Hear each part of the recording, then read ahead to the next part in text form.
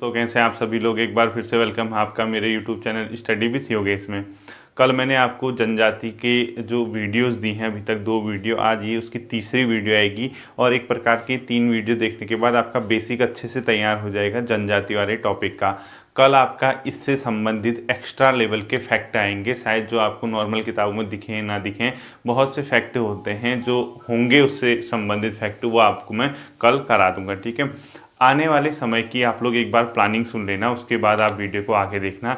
देखिए, ध्यान से सुनना। जैसे इस हफ्ते कल आपकी जनजाति वाले का अंतिम वीडियो आएगा और जनजातियां कंप्लीट हो जाएंगी उत्तराखंड की। उसके तुरंत बाद 2 वीडियो वर्ल्ड हिस्ट्री की आएंगी और जो कि ब्रिटेन के राजवंश से संबंधित है, जो आपको मिलती नहीं है किताबों में। तो आप लोग क्या करना, जिसने वर्ल्ड हिस्ट्री की वीडियो नहीं देखी है, प्लेलिस्ट में जाके वर्ल्ड हिस्ट्री हमारी 2 वीडियो के बाद कंप्लीट हो जाएगी। उसमें मैंने आपको अमेरिका का जो क्रांति है, फ्रांस की क्रांति, रूस की क्रांति, यूरोप में पुनर्जागरण वगैरह, और प्रथम और दूसरे विश्व युद्ध के कारण व प्रभाव वगैरह हम लोगों ने देखे। तो अंतिम पार्ट उसके 2 वीडियो आने हैं, वो आप लोग तैयार कर लेना, ठीक। आने वाले मंडे से, यानी मंडे से पहले संडे होगा। संडे को आपके लिए एक मोटिवेशनल वीडियो आएगी मॉर्निंग में। इवनिंग में आपके लिए उत्तराखंड की क्विज आएगी और उत्तराखंड की क्विज आपको वही लाइव सेशन 4 बजे ज्वाइन करना है। उत्तराखंड आप परीक्षा वाणी को पढ़ते रहिए, ठीक है। मैं जो भी क्वेश्चन क्विज में करूँगा, आप लोगों को जो नहीं आता होगा वो आप नोट कर लेना। और उत्तराखंड के हम ऐसे लगभग 70, 80, 90 या 100 क्वेश्चन तक मैं आपको पूछूंगा, जैसे मैंने पिछले हफ्ते भी पूछा था। जिसने वो नहीं देखी है उस क्विज को देख लेना प्लेलिस्ट में जाके लाइव सीरीज के अंदर, ठीक। अब सबसे बड़ी बात आती है आने वाले मंडे से क्या प्लानिंग है। मंडे से जो मेरी प्लानिंग है, पहले आपको 3 क्लासेज अर्थशास्त्र की मिलेंगी, यानी इकोनॉमी, इंडियन इकोनॉमी की क्लासेस चलाऊंगा मैं। और 3 क्लासेज उसके साथ साथ कौन सी चलेगी, आपकी इंडियन पॉलिटी की, यानी भारतीय संविधान और राज्य व्यवस्था की। जो संविधान और राज्य व्यवस्था वाला पोर्शन है, उसको मैंने मौलिक कर्तव्य तक पढ़ा रखा है, यानी फंडामेंटल ड्यूटीज़ पढ़ा रखा है। उसके आगे को आपके सिलेबस में उसने राष्ट्रपति, केंद्रीय मंत्रिमंडल, प्रधानमंत्री, लोकसभा, राज्यसभा, सुप्रीम कोर्ट वगैरह जितने भी टॉपिक दिए हैं, उनको मैं जल्दी से जल्दी कंप्लीट करने की कोशिश करूंगा। यानी मेरा टारगेट रहेगा कि इकोनॉमी और पॉलिटी साथ साथ क्या हो जाए, ख़त्म हो जाए। और ये मान के चलिए 15 जून के पहले पहले मैं कोशिश करूंगा कि आपका ये सेशन भी कंप्लीट हो जाए। फिर आपके कितने सेशन कंप्लीट हो जाएंगे, उत्तराखंड तो चलता रहेगा जब तक एग्ज़ाम नहीं होगा। हिंदी का परेशान मत होना, एग्ज़ाम से 1 महीने 1.5 महीने पहले तक वो हिंदी सारे कंप्लीट हो जाएगी। लेकिन अभी हमारे पास लॉकडाउन के दौरान थोड़ा समय मिला है, तो मैं चाह रहा हूँ कि इस दौरान हम लोग जीएस पे अच्छा काम कर लें, ताकि आप लोगों की जीएस स्ट्रांग हो जाए। यानी अगर आप मान के चलो पेपर में बैठते हो, 30 नंबर आप कैसे भी उत्तराखंड में ले आते हो, 10 नंबर ही तो टफ आएंगे। जो उत्तराखंड टफ आ गई तो 10 ही तो टफ आएंगे ना। अगर आपको 10 नंबर नहीं भी आते, 30 मार्क्स अगर आप उत्तराखंड में लाते हैं, हिंदी में किसी भी केस में अगर आप 15 मार्क्स तक पहुंच जाते तो 45, और जीएस में अगर आप इस दौरान इस पर काम कर लेते तो 20 मार्क्स आपके बन जाएंगे। ये मैं आपको गारंटी दे रहा हूँ। तो कितने हो गए, 65। बचा 15 नंबर का पेपर, उसमें कंप्यूटर वगैरह अगर 5 से 7 नंबर 8 नंबर ले आते हो तो आपके कट ऑफ में आने की पूरे संभावनाएं बन जाती है, ठीक है। तो एक प्लानिंग के तहत हम लोग चल रहे हैं। तो नेक्स्ट वीक से इकोनॉमी और पॉलिटी आएगी। जिसने पॉलिटी के सेशन को नहीं देखा है अभी तक मेरी वीडियो के, वो जल्दी से जल्दी 6-7 दिनों के अंदर आपको पॉलिटी कंप्लीट करनी है। प्लेलिस्ट में जाके देख लीजिए, क्योंकि मैं उसी से आगे कंटिन्यू करूंगा राष्ट्रपति टॉपिक के साथ, ठीक है। तो मैं आज के सेशन की शुरुआत करता हूँ। देखिए, हम लोगों ने जितना भी देखा था, अगला आपका आता है भोटिया जनजाति। कौन सी आती है, भोटिया जनजाति। यानी हम 3 देख चुके हैं, 2 और बची हैं। उसके बाद हम क्या करेंगे, कल लास्ट सेशन आएगा इसका, सिर्फ फैक्ट आधारित होगा। यानी उसमें क्वेश्चन ही क्वेश्चन होंगे, 50-60 क्वेश्चन जितने भी मुझे मिलते हैं इंपॉर्टेंट जनजाति से संबंधित, वो आपके मैं करा दूंगा, ठीक है। अब देखिए, भोटिया जनजाति इन इलाकों में पाई जाती है। यानी ये पूरा का पूरी बेल्ट जो दिख रही है आपको, ये भोटिया जनजाति की है। ये वाली बेल्ट, इस वाली बेल्ट में भोटिया जनजाति देखने को मिलती है। यानी अपने आप में सर्वाधिक मात्रा में जिला पिथौरागढ़ के जो मुंशियारी, धारचूला, जौलजीबी वगैरह का इलाका है, इन इलाकों में पूरा भोटिया जनजाति रहती है। जबकि जो जोशीमठ और उससे उत्तर का इलाका है, माणा, नीति घाटी वगैरह, वहाँ भोटिया जनजाति रहती है, जिसको मारछा व तोरछा कहते हैं। वहीं जो उत्तरकाशी का इलाका है, वहाँ इनको जाड़ नाम से जाना जाता है। तो आपको भोटिया के नीचे पहला पॉइंट क्या लिखना है, अपने आप में एक अर्ध घुमंतु प्रकार की जनजाति है। अब आप कहोगे सर अर्ध घुमंतु क्या होता है, इसका मतलब मतलब क्या होता है, ये ऋतु प्रवास करते रहते हैं, एक जगह से दूसरे जगह जाते रहते हैं। जैसे ही मौसम चेंज होगा दूसरी जगह चलेंगे, कभी ये कहीं मिलेंगे। यानी ये अपना जो इनका व्यापार होता है, अपना जो इनका पशुपालन वगैरह होता है, ये उसी कंडीशन के हिसाब से अलग अलग जगह शिफ्ट होते रहते हैं, यानी घूमते रहते हैं एक हिसाब से। तो इसलिए इनको क्या भी बोला गया है, अर्ध घुमंतु जनजाति। ठीक है, तो पहला लिख लीजिए इसे अर्ध। आप लोग पूरा लिखना है, ठीक है। मैं शॉर्ट भी लिखता हूँ तो मैं इतना नहीं लिख पाऊंगा, तो आप लोग पूरा लिखना है, ठीक है। इन्हें अर्ध घुमंतु जनजाति भी कहा जाता है, ऐसे ही चलना है आपको, ठीक है। अर्ध घुमंतु जनजाति, और इसका मतलब मैंने आपको समझा दिया है, सिंपल सी बात। कौन सी जनजाति अर्ध घुमंतु नाम से जानी जाती है, तो भोटिया जनजाति है। सर्वाधिक किस इलाके में देखेंगे, कोई रटने की जरूरत नहीं है, इस पूरे इलाके में सर्वाधिक देखेंगे, ठीक है। तो सर्वाधिक कहाँ होगा, सर्वाधिक पिथौरागढ़ में। अब देखिए, जब मैं कोई चीज़ें उत्तराखंड वगैरह पढ़ाता हूँ, आप लोग बहुत से लोग इसमें ऐसे जो बहुत पहले से पढ़ रहे हैं, और बहुत से ऐसे लोग हैं जो न्यू कमर्स हैं, इनको नया नया है, उनको आइडिया नहीं है। तो अगर ऐसे लोग जो ये सोचते हैं कि सर सीधे बहुत टफ टफ क्वेश्चन करा दें, ये तो यूट्यूब में वीडियो अपलोड हो गई तो हो गई, ये तो हमेशा चलेगी, आगे आने वाले बच्चों के लिए भी रहेगी, तो ये उम्मीद मत करना कि डायरेक्ट बहुत टफ क्वेश्चन लिखा दें बिना कॉन्सेप्ट के और ख़त्म कर दें। क्योंकि कल किसी का कॉमेंट देख रहा था मैं, सर ये परीक्षा वाणी की तरह है, अब कोई एक्स्ट्रा चीज़ कहाँ से बताएगा बताने वाला, बताओ। किताब उत्तराखंड के संबंध में मैटर सीमित है, वही मैटर आपको हर किताब में मिलेगा। बलौदी जी की किताब पढ़िए, परीक्षावाणी पढ़िए, कई दूसरी किताबें पढ़िए, चीज़ें सेम ही दिखेंगी, एक्स्ट्रा कहाँ से लाएगा बताओ कोई इंसान।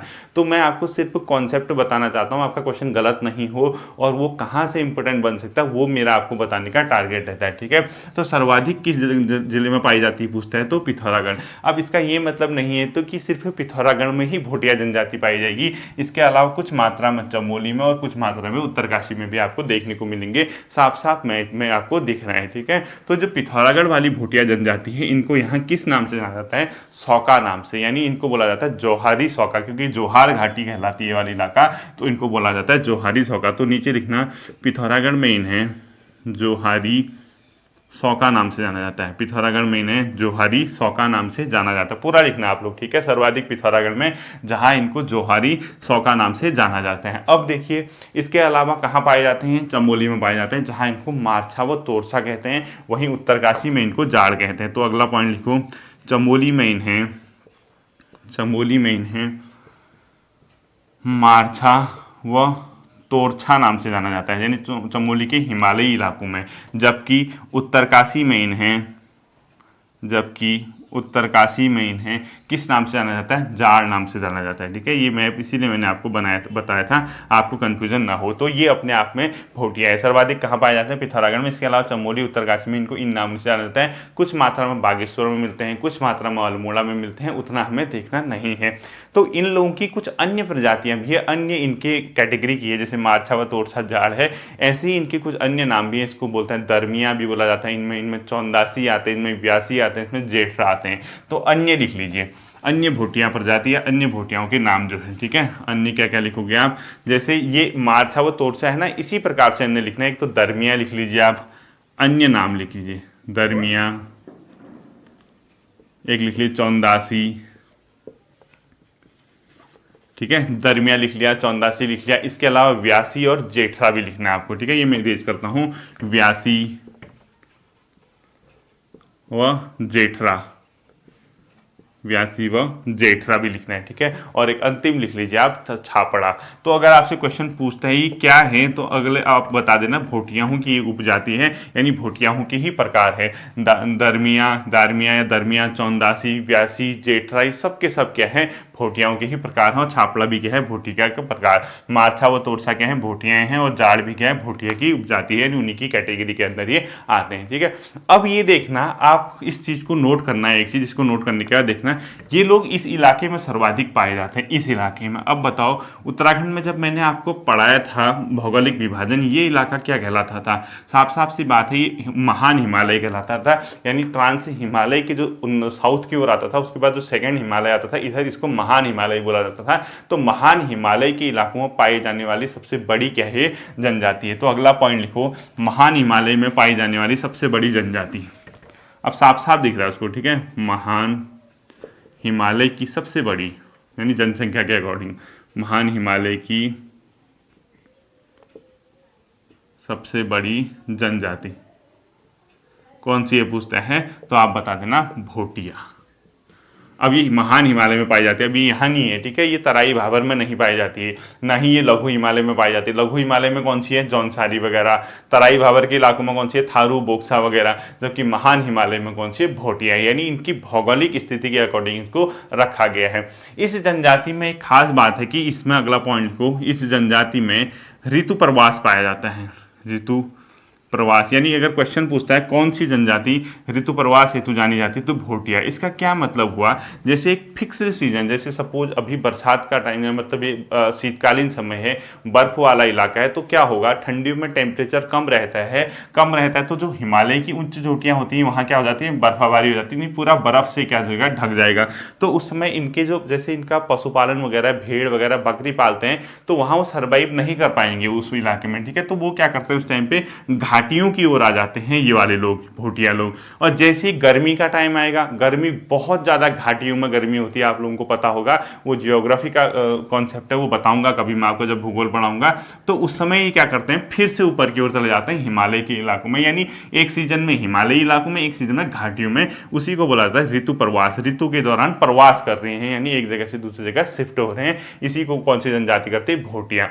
अब इनके जो आवास हैं, जिन आवासों में रहते हैं, उनको अलग अलग नामों से जाना जाता है। वही क्वेश्चन आपसे पेपर में पूछा भी जाता है। तो इनके जो आवास हैं, उसको, आवास को क्या कहते हैं, देखिए, आवास दो प्रकार के बनाते हैं। ग्रीष्मकाल में जहाँ शिफ्ट होंगे, यानी उसको बोलते हैं ग्रीष्मकाल के अवकाश, और शीतकाल में जहाँ शिफ्ट होंगे वो होंगे शीतकाल। यानी ग्रीष्मकाल में क्या आवास इनका कहलाता है और शीतकाल में क्या आवास इनका कहलाता है, ये भी पेपर में पूछा जाता है। ग्रीष्मकालीन आवास इनका मैत कहलाता है, जबकि शीतकालीन आवास इनका मुंसा या गुंडा कहलाता है, ठीक है। इसको ग्रीष्मकालीन आवास क्या कहलाता है, मैत। अगर कभी क्वेश्चन पूछे कौन सी जनजाति का ग्रीष्मकालीन अवकाश मैत कहलाता है तो भोटिया, जबकि इसको जो शीतकालीन अवकाश है, उस मतलब आवास है, उसको गुंडा या गुंसा या मुंसा, जो भी लिखा हुआ है, कहीं कहीं मुंसा भी लिखा है, ये एक ही चीज़ है, इनका आवास है। तो ये शीतकालीन और ग्रीष्मकालीन आवास ध्यान रखना, ग्रीष्मकाल में इसको मैद बोलते हैं, जबकि शीतकाल में गुंडा या मुंसा या गुंसा, जो भी लिखा होगा, इसका आवास भोटिया जनजाति का कहलाता है।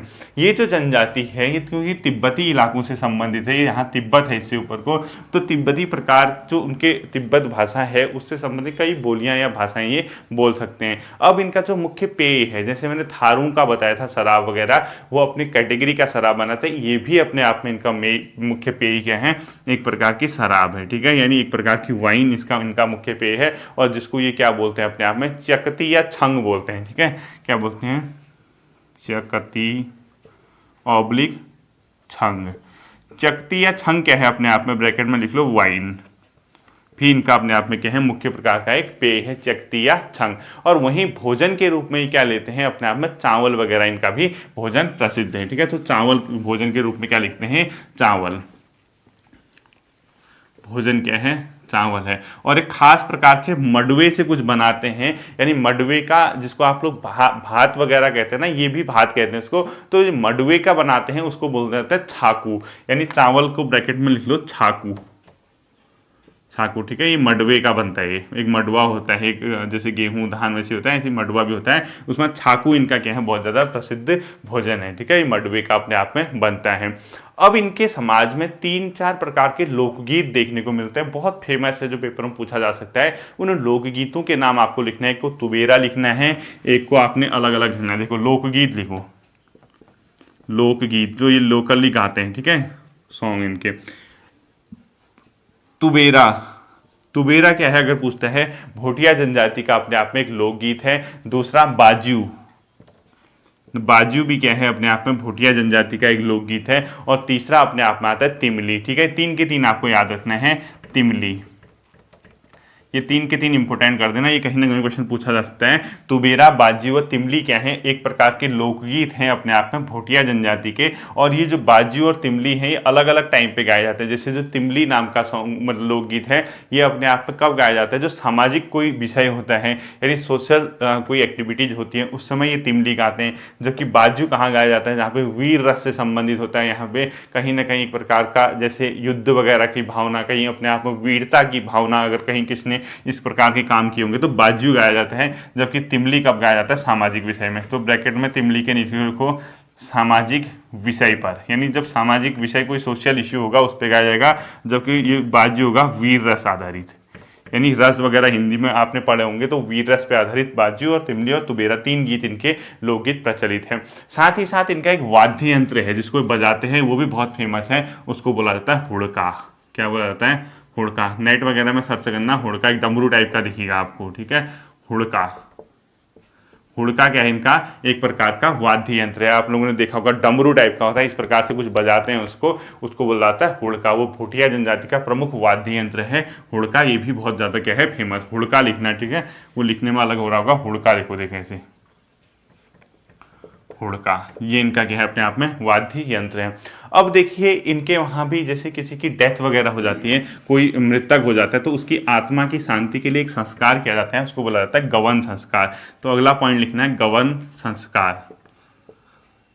इसमें लिखो मृतक की आत्मा शांति हेतु, मृतक की आत्मा शांति हेतु कौन सा संस्कार किया जाता है? गवन संस्कार किया जाता है, ठीक है। मृतक की आत्मा की शांति हेतु गवन संस्कार किया जाता है। और साथ ही साथ जब इनके यहाँ विवाह से संबंधित कोई एक्टिविटीज होगी उसमें एक नृत्य किया जाता है, उसको बोला जाता है पौड़ा नृत्य। तो अगला लिखो पौड़ा नृत्य, क्योंकि ये सब आप लोग इस पर कॉन्सेप्ट से ज़्यादा आपको इन्फॉर्मेशन इसमें जुटानी है, यानी आपको सूचनाएं पता होनी चाहिए।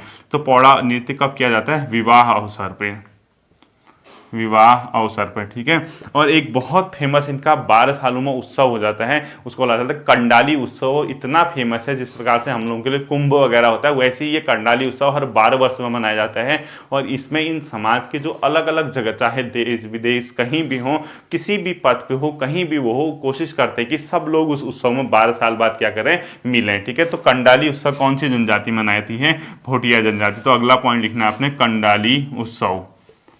कंडाली उत्सव कितने वर्षों में होता है? 12 वर्षों में। और ब्रैकेट में लिखो भोटिया जनजाति द्वारा, ठीक है, भोटिया।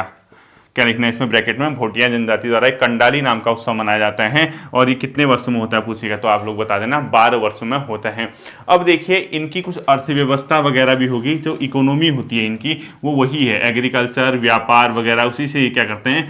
कमाते हैं, ठीक है। अर्थव्यवस्था में कुछ कृषि प्लस व्यापार प्लस पशुपालन। पशुपालन में क्या करेंगे? भेड़ बकरी वगैरह क्या करते हैं? पालते हैं, ठीक है। तो इनके बेसिकली ये अपने आप में क्या है? कृषि हो गया, व्यापार है, पशुपालन। पशुपालन में ब्रैकेट में लिख लो आप लोग भेड़ बकरी और जीबू, 3 चीज़ें पालते हैं बेसिकली। भेड़ पता ही होगा आपको, बकरी, और एक जीबू गाय टाइप का ही होता है, ठीक है, जीबू। इन 3 चीज़ों को क्या करते हैं? पालते हैं। तो कृषि, व्यापार और पशुपालन इनका बेसिकली क्या है? अपने आप में अर्थव्यवस्था का आधार है। अब व्यापार के केस में देखो पहले क्या हुआ करता था, जब चीन ने तिब्बत पे आक्रमण नहीं किया 1962 से पहले, तिब्बत के साथ इनका व्यापार होता था। लेकिन जब चीन ने तिब्बत को कब्जा लिया तो इनका वहाँ से व्यापार कम हो गया, एक प्रकार से टूट गया। तो अब ये जो व्यापार करते हैं अलग अलग उत्सवों में, मेलों में करते हैं, जैसे जौलजीबी मेले में आते हैं भोटिया लोग अपनी चीज़ें बना के। इसके अलावा गौचर मेले में देखने को मिलेंगे, थल मेले में देखने को मिलेंगे। व्यापार अब इंटरनल होता है, मतलब आंतरिक व्यापार करते हैं, बाहर की व्यापार बहुत कम होता है, ठीक है। तो इसमें लिख लीजिए अगला पॉइंट 1962 से मतलब 1962, हाँ 1962 से पहले तिब्बत के साथ व्यापार, तिब्बत से व्यापार होता था। अब तिब्बत से व्यापार मतलब इससे अब क्यों नहीं हुआ? क्योंकि चाइना ने 1962 में उसको कब्जा लिया था, तो इसलिए अब नहीं कर पाते थे। अब इनका जो व्यापार होता है वो कहाँ होता है? आंतरिक व्यापार, चाहे गौचर मेला हो, चाहे थल मेला हो, चाहे अपने आप में जौलजीबी का मेला हो। तो ये अपने आप में इनका क्या हो गया? व्यापार का सिस्टम हो गया। इनका जो समाज है, समाज कैसा है? पितृसत्तात्मक है, यानी पिता, यानी जो इनके समाज में है पुरुष की क्या है? ज़्यादा सर्वोच्च है, मतलब समाज, ठीक है, पितृ सत्तात्मक। जबकि महिला को भी क्या दिए गए हैं? हाँ, अच्छे खासे अधिकार। तो ब्रैकेट में लिखो महिलाओं को भी अनेक अधिकार दिए गए हैं। इनके ब्रैकेट में लिखना है महिलाओं को भी अनेक इसमें क्या दिए गए हैं? अधिकार दिए गए हैं। अगली चीज आती है आपकी विवाह। तो हेडिंग डाल लीजिए विवाह। विवाह सिस्टम है सामान्य तो एक पति विवाह है, यानी एक ही पति पत्नी होगी, मतलब एक पत्नी प्रथा। यानी इनके समाज में 2 विवाह करना एक प्रकार से वर्जित है जब तक कि पहली पत्नी जिंदा है। तो एक पत्नी विवाह है इसमें, ठीक है। तो इसमें लिख लीजिए विवाह में एक पत्नी विवाह, विवाह इनका, ठीक है। अब देखिए इसके अलावा इनके समाज में जैसे कुछ अलग अलग इलाकों में विवाह की अनेक प्रथाएं दिखती हैं, उसमें से दो नाम लिख लेना, उसमें एक तत्सत लिखो, एक दामोला लिखो। तो विवाह की दो प्रथाएं इनके समाज में और प्रचलित हैं, एक को बोलते हैं तत्सत, दूसरे को बोलते हैं दामोला। ये भी अपने आप में क्या है, विवाह की प्रथा। अगर क्वेश्चन कभी पूछता है कि तत्सत व दामोला नाम की विवाह प्रथाएं किस समाज में मिलती हैं, आप बता देना भोटिया, ठीक है। तत्सत व दामोला, दामोला नामक विवाह प्रथा किसमें मिलती है, भोटिया जनजाति में मिलती हैं। विवाह की दोनों प्रथाएं हैं तत्सत व दामोला। जबकि कुछ मात्रा में यहाँ वधु मूल्य भी लगाया जाता है, जैसे ऐसी एक प्रकार के वो रिवाज है, जैसे लड़की देखने गए 1000 रुपये का लगा दिया, 500 का लगा दिया, वो रिवाज है, उसको ऐसा मत समझना कि खरीदते हैं। तो अगला पॉइंट लिखो, कुछ मात्रा में वधु मूल्य भी, कुछ मात्रा में वधु, वधु मतलब लड़की, ठीक है, मूल्य भी यानी दुल्हन का मूल्य भी लगाया जाता है कुछ मात्रा में। और इनके जो सगे संबंधी होते हैं उनको ये क्या बोलते हैं, स्वारा बोलते हैं, क्योंकि कल्चरल क्वेश्चन है, कुछ भी पूछा जा सकता है, ठीक है। तो स्वारा लिखो, स्वारा डैश अपने सगे संबंधियों को क्या बोलते हैं, सारा, अपने सगे संबंधियों को, को, ठीक है। सवारा या स्वारा जो भी लिखा होगा इसको क्या बोलते हैं, अपने सगे संबंधियों को बोलते हैं, ठीक। ये था आपके इनके विवाह से संबंधित। अब कुछ अन्य फैक्ट आते हैं, वो आप लोग नोट कीजिए। इनके बचे हुए फैक्ट हैं, जैसे इनके समाज में एक धर्माचारी होते हैं, यानी धर्म के आचार्य जिसको बोलते हैं, धार्मिक मामलों के सर्वश्रेष्ठ जिसको कहा जाता है, उसको क्या बोला जाता है इनके समाज में। देखो धर्माचार्य को क्या बोलते हैं, धर्माचारी, यानी धर्म के जो आचार्य हैं उसको किस नाम से जाना जाता है इनके समाज में, बाकी या पुछेर, ठीक है। जैसे आप लोगों के समाज में भी होगा, कोई पूछ वगैरह करते हैं, तो इसी प्रकार के इनके समाज में बाकी या पुछेर कौन होता है, धर्माचारी। ये क्वेश्चन आ सकता है कि इस समाज में, भोटिया समाज में बाकी क्या होता है, एक प्रकार का धर्माचार्य हो सकता है, इसको इंपॉर्टेंट कर देना है, ठीक है।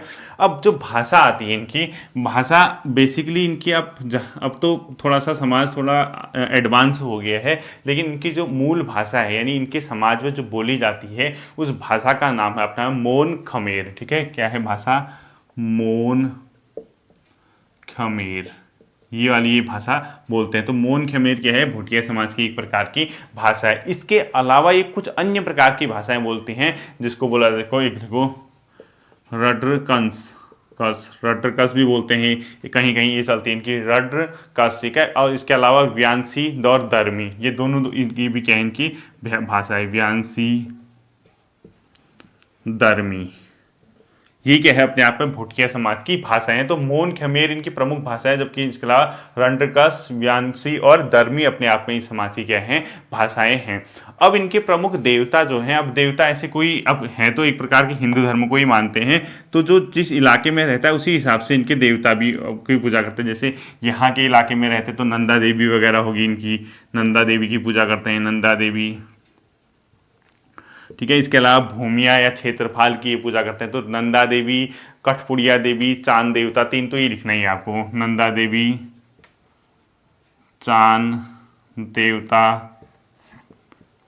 कठपुड़िया, भूमियाल, भूमियाल यानी ब्रैकेट में इसको क्षेत्रफल भी लिख लीजिए, क्षेत्रपाल आदि कर दीजिए। मतलब इन लोगों की क्या करते हैं, पूजा करते हैं। नंदा देवी होगी, चांद देवता हो गए, कठपुड़िया, भूमियाल या क्षेत्रपाल, इनकी क्या करते हैं, पूजा करते हैं। बाकी अब इसके अलावा और भी है, जैसे नरसिंह देवता की भी करते होंगे, कहीं कहीं सिद्धवा या विधिवा आते हैं। इसके एक नाम और लिख लीजिए आप, सिद्धवा या विधिवा, ठीक है। इसमें लिख लीजिए सिद्धिवा ऑब्लिक विधिवा डैश, ठीक है। इनकी भी क्या करते हैं, पूजा करते हैं। ये काफ़ी है, अगर पूछेगा, ये खाली एक प्रकार के समाज के बारे में बता रहा हूँ आपको मैं किस किस के मेनली पूजा करते हैं। तो धर्माचारी, भाषा और इसके अलावा देवता कौन हो गए इनके, ये हो गए।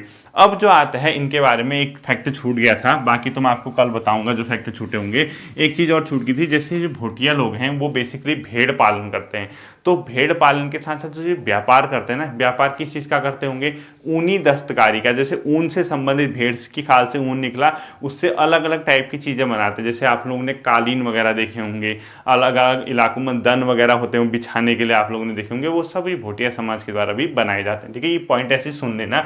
अगली हेडिंग आप लोग डाल लीजिए बोक्सा, अगली और अंतिम हेडिंग इसकी, ठीक है। बाकी जो फैक्ट होंगे वो कल बता दूंगा मैं आपको। और एक चीज़ और सुनना, इस वीडियो को कंप्लीट होने के बाद, जैसे ये वीडियो कंप्लीट हो जाएगी आज की, अभी जब ये टॉपिक कंप्लीट हो जाएगा तो लास्ट में कुछ कहूंगा उसको सुन लेना है, ठीक है। ध्यान से 1 मिनट बोलूंगा, उसको सुनना। अगला लिखना है बोक्सा। बोक्सा सर्वाधिक कहाँ पाए जाते हैं, आप लोगों को दिख रहा है इस इलाके में, यानी उधम सिंह नगर में सर्वाधिक मात्रा में। इसके अलावा कुछ नैनीताल के हिस्से में जो रामनगर वगैरह का इलाका है, कुछ पौड़ी के बोक्सा यहाँ पाए जाते हैं, दुगड्डा के इलाकों में। तो सर्वाधिक कहाँ पाए जाते हैं, सर्वाधिक लिखो, सर्वाधिक कहाँ है इनकी संख्या, यूएस नगर, यूएस नगर।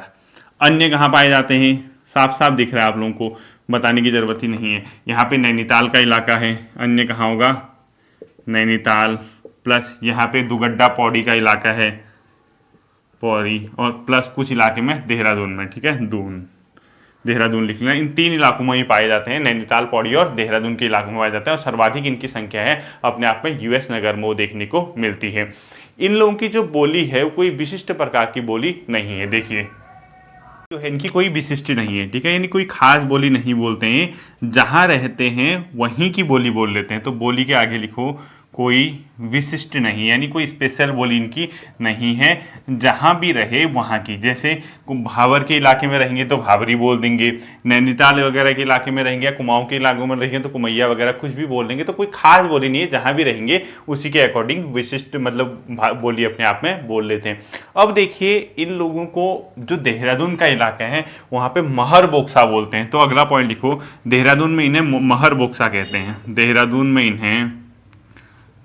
में इन्हें महर बोक्सा कहते हैं, महर बोक्सा भी कहते हैं, ठीक है। तो देहरादून के इलाके में इनको महर बोक्सा कहते हैं। अब देखिए सर्वाधिक जनसंख्या मैं आपको बता चुका हूँ कहाँ रहती है, उधम सिंह नगर। तो इनके जो त्योहार हैं, इनके जो मेले हैं वो हम लोग देख लेते हैं। इनके जो प्रमुख त्योहार हैं और प्रमुख देवी है, देवी इनकी कौन सी है, चामुंडा देवी है, जिसका चैती का मेला जहाँ पे लगता है आप लोग ने सुना होगा काशीपुर में। तो इनकी प्रमुख देवी जो है, देवी लिख लीजिए,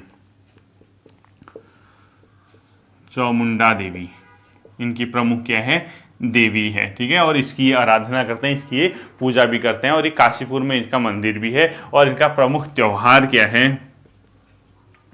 प्रमुख त्योहार क्या है, चैती। और चैती का त्यौहार मनाते हैं बहुत धूमधाम से, एक प्रकार का उत्सव होता है चैती का, और ये काशीपुर में होता है, ये याद रखना है, ठीक है। तो प्रमुख त्यौहार क्या है इनका, काशीपुर में ही होता है, ठीक है, चैती का। और प्रमुख देवी कौन सी, चामुंडा देवी, इसमें इसी मंदिर में इनका मेला भी लगता है। अन्य कुछ और भी त्यौहार इन लोगों के हैं जिसमें अंदर नौबी आता है, होगड़ आता है और डलिया आता है। अन्य लिख लीजिए, नौबी, अन्य त्यौहार लिखना, नौबी, होगड़, डलिया, ये बहुत फेमस है, ठीक है। डलिया, डलिया क्या है, अपने आप में बोक्सा जनजाति का एक प्रकार का त्योहार है, यानी चैती, नौबी, होगड़, डलिया। इसके अलावा क्या आता है, एक गोटरे आता है, एक मोरो आता है। तो क्या क्या लिखोगे, एक गोटरे और एक का नाम मोरो, मोरो।